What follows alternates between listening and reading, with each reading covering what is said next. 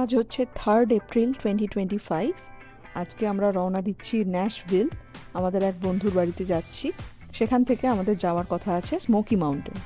থেকে ওরা গান করছে। কি আনন্দ হচ্ছে তোমার? আনন্দ হচ্ছে রুতান? এই যে গান করছে। আমরা উবারের জন্য দাঁড়িয়ে আছি।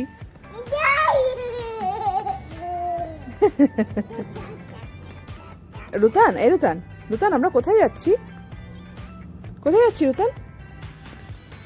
প্লেনে সিট পাবে না ও, কিন্তু আলাদাই মস্তি যাচ্ছে, অথচ প্লেনে বসতে জায়গা দেবে না ওকে।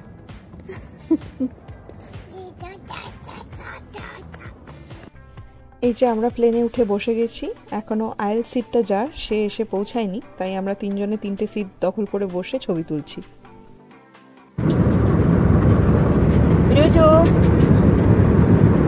কি করছো?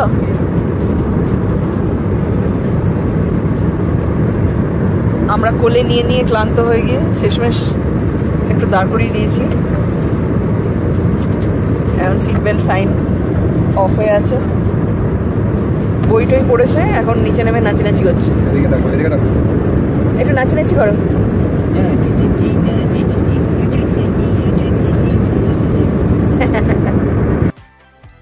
প্লেনে আমাদের দুজনকারই অবস্থা বেশ খারাপ হয়ে গেছে বাবুকে সামলাতে সামলাতে, কিন্তু এতক্ষণে ওনার ব্যাটারি একটু কমে এসছে, ঘুম পেয়ে যাচ্ছে বোঝাই যাচ্ছে। কিন্তু প্লেনটা ল্যান্ড করার সময় আমাদের হলো আর এক বিপত্তি। হঠাৎ জানা গেল প্লেনটা ল্যান্ড করতে পারছে না, কারণ ওয়েদার খুব খারাপ ন্যাশভিলে, তাই বেশ কয়েকবার চেষ্টা করেও প্লেনটা ল্যান্ড করতে পারছে না। এবং সঙ্গে এটাও জানালো যে ওদের কাছে আর মাত্র 15 মিনিটের মতো ফিউল আছে, তার মধ্যে যদি ওরা ল্যান্ড করাতে না পারে তাহলে আবার পাশের শহর অ্যাটলান্টাতে চলে যেতে হবে। সেখানে গিয়ে আবার নতুন করে ফিউল ভরিয়ে আবার ওরা ফিরে আসবে ন্যাশভিলে, এসে আবার নতুন করে ল্যান্ড করবার চেষ্টা করবে। তো সে তো অনেকক্ষণের পরিকল্পনা, বুঝতেই পারা যাচ্ছে।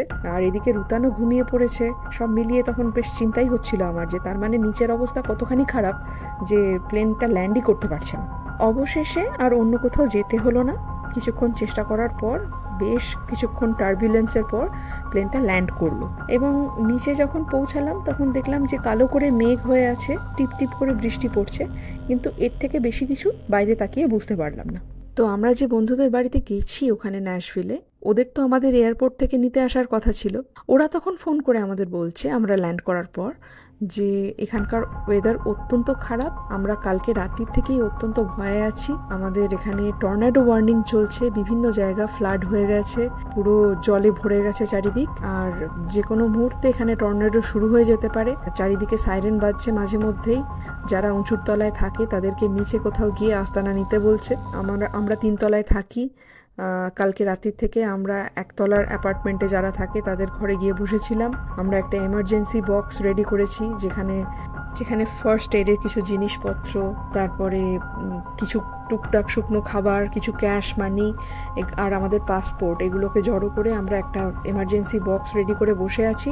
যে কোনো মুহূর্তে আমাদের বেরিয়ে কোথাও চলে যেতে হতে পারে। তো এই রকম কথা, আমরা ডেজার্টের লোকজন, আমাদের এইরকম কথাবার্তা শুনে তো আমাদের আত্মারাম খাঁচা ছাড়া হয়ে গেছে, যে সে কি, কোথায় এসে পড়লাম, এ তো মহাবিপদের জায়গায় এসে পড়লাম। এখন যদি এখানে ঝড় ফড় শুরু হয়ে যায়, আমরা একটা বাচ্চাকে নিয়ে এখানে তো পুরো বিপদে পড়ে যাব। ওরা বলছে নিতেও আসবে না, তাহলে কি করা? তো আমরা ঠিক করলাম যে দেখি, একটু অবজার্ভ করি, বাইরেটা গিয়ে দেখি কি পরিস্থিতি না পরিস্থিতি, সেই বুঝে আমরা ডিসিশন নিই। তো আমরা যখন প্লেন থেকে নেমে চারিদিকটা দেখছি আমাদের মানে কলকাতায় যেরকম ঝিরঝিরে বৃষ্টি হয়, অনেকটা সেরকম ঝিরঝিরে বৃষ্টি হচ্ছে, কালো মেঘ, কিন্তু মানে ঝড়ের তো কোনো চিহ্ন দেখছি না। এমনকি যে বন্যায় নাকি চারিদিক ডুবে গেছে সেটাও দেখতে পাচ্ছি না। তো আমরা ভাবলাম যে তাহলে কি আমরা কিছু ভুল বুঝছি, নাকি মানে ব্যাপারটা এরকম যে ঝিরঝিরে বৃষ্টিটাকেই এরা এরকম ভয় পাচ্ছে। তো আমরা বেরিয়ে গিয়ে আমরা বললাম যে শোন, তোদেরকে আসতে হবে না, আমরা একটা উবার নিয়ে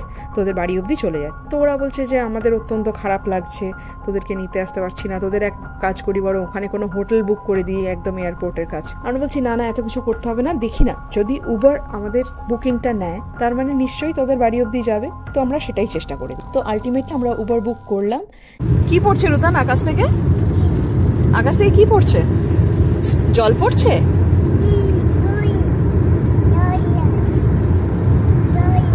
নূতনের তো খুব একটা বৃষ্টি দেখার সৌভাগ্য হয় না, বৃষ্টি দেখছে।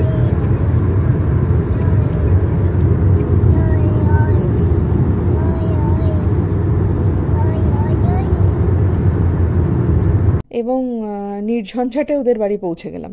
ওদের বাড়িতে যখন পৌঁছে গেছি তখন ওরা নিচে নেমে এসছে, নেমে এসে আমাদেরকে তখন মালটাল নিচ্ছে, তুলে নিচ্ছে ওপরে। তখন আমরা বললাম যে আমরা তো আস্তে আস্তে কিছুই বুঝতে পারলাম না টর্নেডোর ব্যাপার, তবে আমরা যখন উবার ড্রাইভারটাকে জিজ্ঞেস করলাম সেও তোর মতোই আতঙ্কিত হয়েছিল, সুতরাং নিশ্চয়ই ব্যাপারটা ভয়েরই, কিন্তু কেন জানি না আমরা ঠিক ভয়টার কি কারণ বুঝে উঠতে পারলাম না। এবার ওদের বাড়িতে ঢোকার পর থেকেও সেই ভয়ের পরিবেশ চলতে থাকলো।